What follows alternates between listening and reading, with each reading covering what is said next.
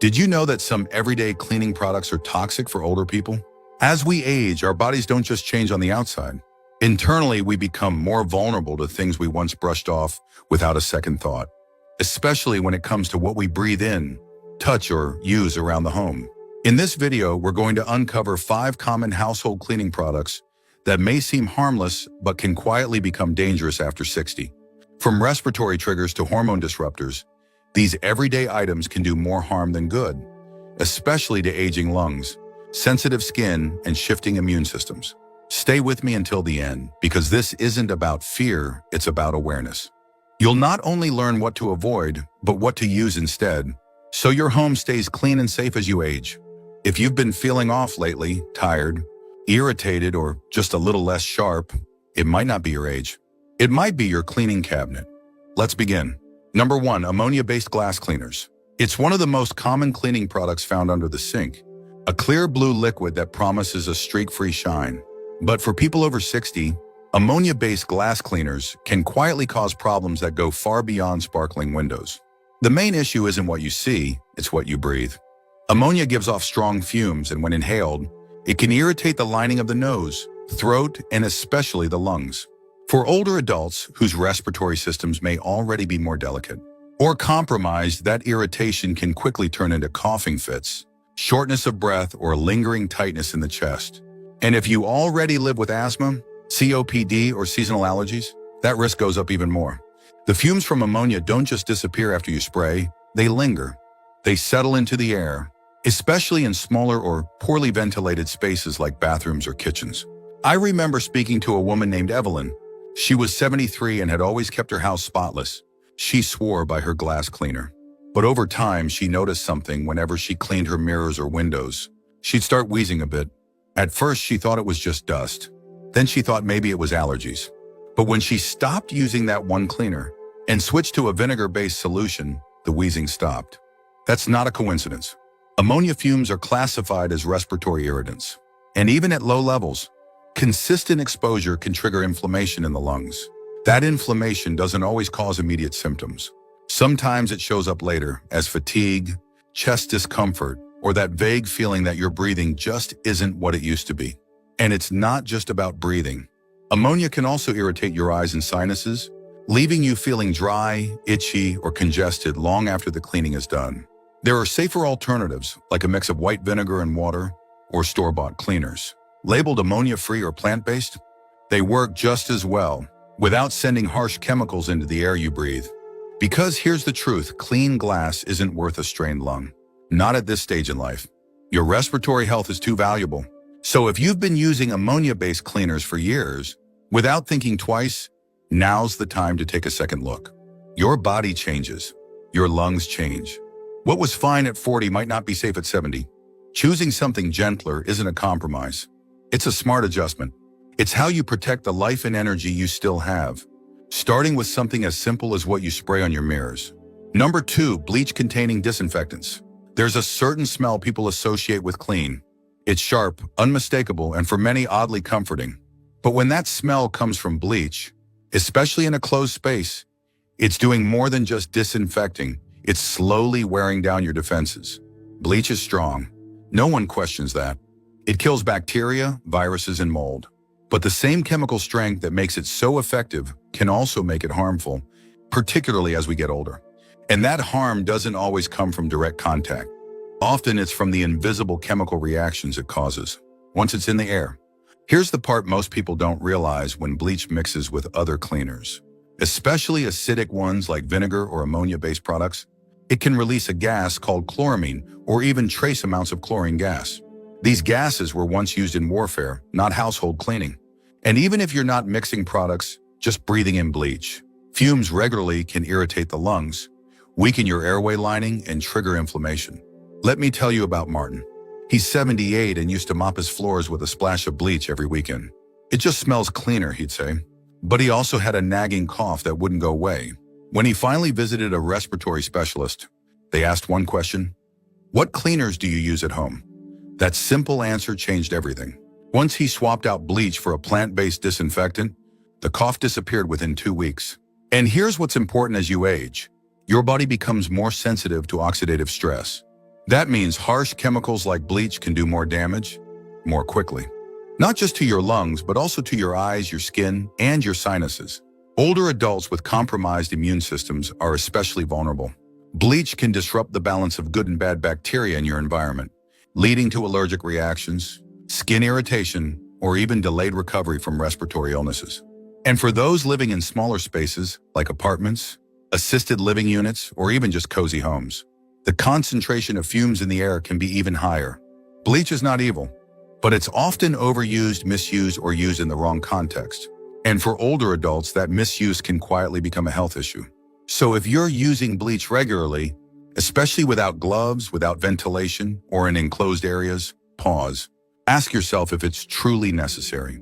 There are safer options now: hydrogen peroxide-based sprays, alcohol-based wipes, and even soap and water for many surfaces. These don't compromise your breathing just to sanitize a counter. And in most households, you're not running a hospital. You don't need to sterilize your space. You just need to clean it thoughtfully. Because at this stage of life, the air you breathe matters more than ever. Clean isn't about harsh smells or burning eyes. It's about creating an environment where your body can rest, heal, and breathe freely. If you're still watching this video and finding these insights valuable, please comment number 2 below to let me know you're here. And if you haven't subscribed yet, I recommend you subscribe and turn on the bell so you don't miss any videos. Your support helps us continue creating good content to inform and inspire you. Now let's move forward. Number 3, air fresheners with synthetic fragrances. They come in cheerful cans, stylish plugins, or cute little gel pods. They promise to make your home smell like lavender fields or ocean breeze. But for people over 60, these air fresheners might be doing more harm than the odors. They're trying to cover up. The problem isn't just the scent, it's what's behind it. Most commercial air fresheners are filled with synthetic fragrances, and many of those contain chemicals called phthalates and volatile organic compounds, or VOCs. These are substances that easily become airborne, and once they're in the air, they're in your lungs. Phthalates have been linked to hormone disruption. And for older adults, whose endocrine systems may already be more sensitive, that disruption can show up in unexpected ways, like sleep disturbances, mood swings, or even increased blood pressure. And VOCs, they've been associated with respiratory irritation, headaches, and long-term exposure risks that can quietly build up over time. The Environmental Protection Agency has even identified indoor air quality as one of the top 5 environmental health risks, and air fresheners are a big part of that picture. You might think, but I only use a little spritz now and then. But those particles don't vanish. They cling to your furniture, your curtains, your skin, and if you're using them daily, especially in enclosed spaces like bathrooms or cars, that exposure adds up. Let me give you an example. Janice, she's 75, had a plug-in air freshener in nearly every room. Her granddaughter once visited and said, "Grandma, your house smells like perfume and cleaning spray." Janice laughed it off, but after a few months of frequent headaches and dry eyes, she started to wonder. She removed all the plug-ins, aired out the house, and switched to natural methods, like baking soda and essential oil diffusers. The headaches stopped. Her sleep improved. Even her appetite came back.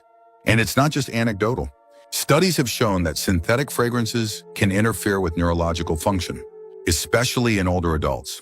That means more brain fog, slower reaction time, and higher stress hormones, all from something that's supposed to freshen your air. The irony is most air fresheners don't clean the air at all. They just mask odors. And in doing so, they introduce chemicals that your body then has to process, filter, and react to every single day. If you love a pleasant-smelling home, there are safer ways. Open windows when the weather allows. Use simmer pots with herbs or citrus. Try essential oils, but use them sparingly and always diluted. Let the scent come from something real, not a chemical cocktail disguised as fresh linen.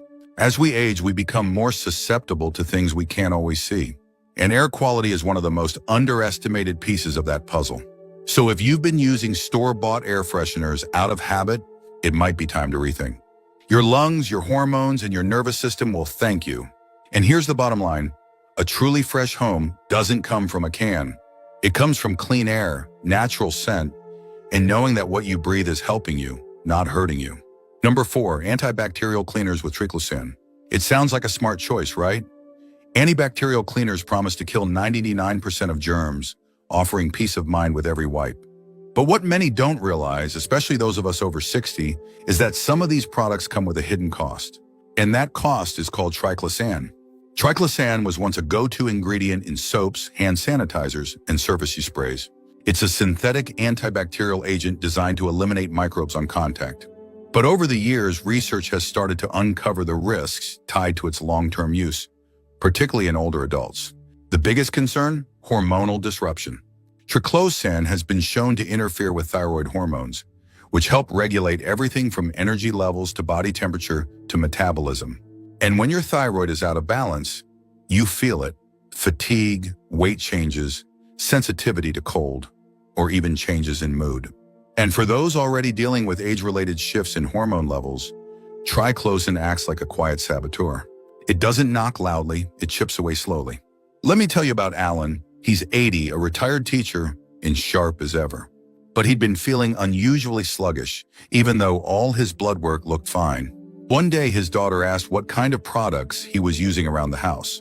"Oh, just the usual," he said. Turned out his countertops, sink, and even hand soap were loaded with triclosan.